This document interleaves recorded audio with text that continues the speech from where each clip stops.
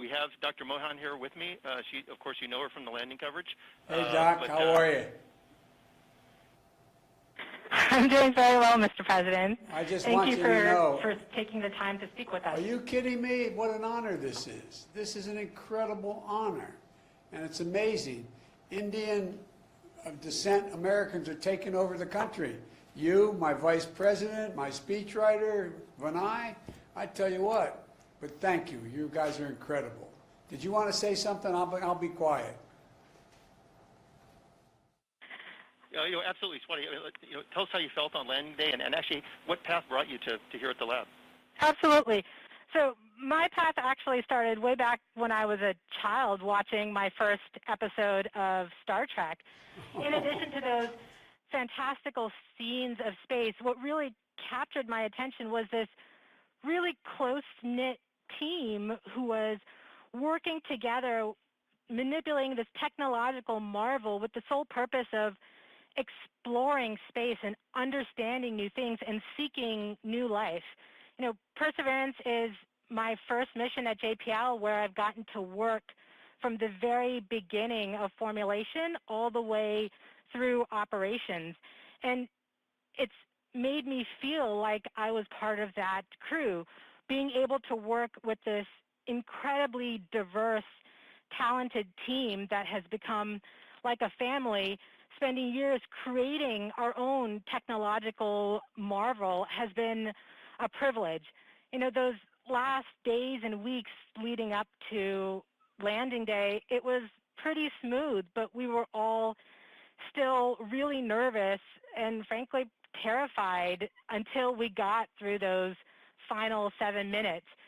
To be able to call touchdown safely, to see those first images come back from Mars, to see the place where we had never been able to go to on Mars before, and go there, reach there for the express purpose of seeking out new life, just made it feel like I was living in a dream. Now that that tremendous relief has passed for the team of being able to be there safely, all that's left is the excitement and the thrill of all the scientific discoveries that are yet to come of what Perseverance can actually find, and hopefully find those signs of past life on Mars. Well, I tell you what, you said you feel like you're living a dream. You've created a dream for millions and millions of young kids, young Americans. You talk about STEM.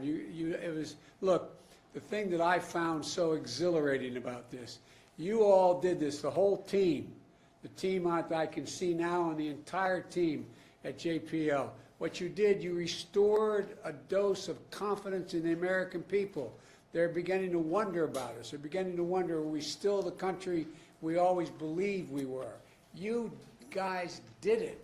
You guys gave a sense of America's back. It's astounding what you did. You should not underestimate it. You should not underestimate it. You did it the most American way. You believed in science. You believed in hard work, and you believed there wasn't a darn thing you couldn't do if you put your minds together. One of the reasons why we're such an incredible country is we're such a diverse country. We bring the best out of every single solitary culture in the world here in the United States of America, and we give people an opportunity to let their dreams run forward. And I can't tell you how much everyone was so down the last years about, is America still the font of change, and are we still the country that has hopes and develops and pursues the most unlikely things to happen? And we are. And you all demonstrated it. I really mean this. It's so much bigger than landing Perseverance on Mars. It's about the American spirit. And you brought it back. You brought it back in a moment we so desperately needed. I was talking to a head of state who was calling me about congratulating me in becoming president. And then I later heard from another head of state saying, America's changed so much They used to be so competent to do great things, and here they can't even deal with the coronavirus. Look how badly organized they are. That was said by a head of state, and America's image in the world. And it matters. It matters because democracies have to demonstrate they can run as efficiently and more efficiently than autocracies. There's a big battle going on.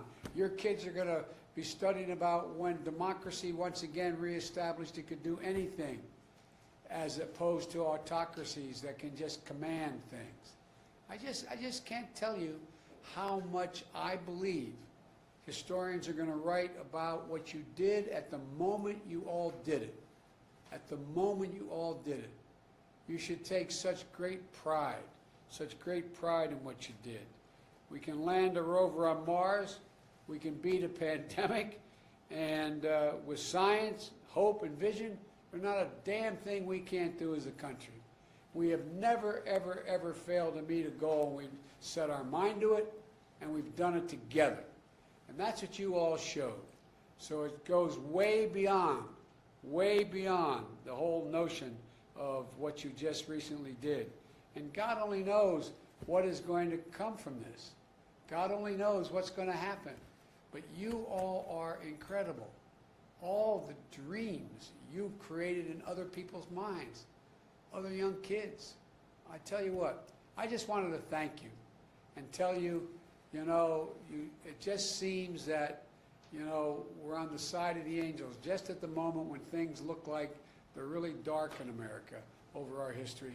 Something has come along. Something has come along.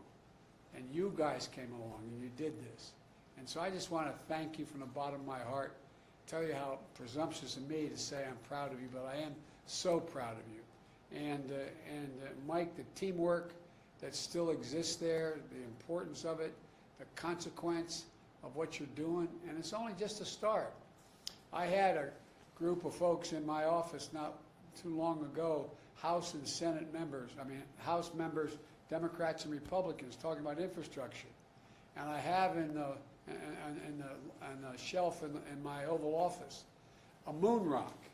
And they walked over and said, "This is actually a moon rock from the moon?" And I jokingly said, "You ain't seen nothing yet. Wait till you see what comes home from Mars."